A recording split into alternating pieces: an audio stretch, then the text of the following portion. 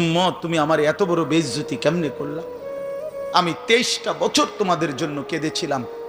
সারা রাত এশার নামাজের পরে নবী দাঁড়াইছে কানতে কানতে, ফজরের আজান পর্যন্ত নবী উম্মতের জন্য দোয়া করছে আর চোখের পানি ফেলছে।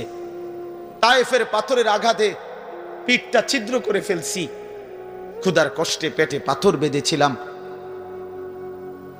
উহুদের দান দান শহীদ করা রক্ত নিয়ে উহুদের ময়দানে পড়েছিলাম বেহুশ হয়ে। ঘরের চুলায় 3 মাস আগুন জ্বলে নাই। এত কষ্ট, এত চোখের পানি, এত ক্ষুধার কষ্ট, এত রক্ত, বিনিময়ে উম্মত এটা কি নিয়ে আসলাম?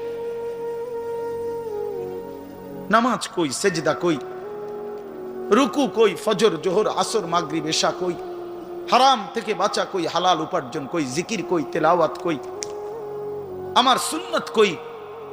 কেমনে এমনে ভুলে গেলা উম্মত? আমার এত বড় বেইজ্জত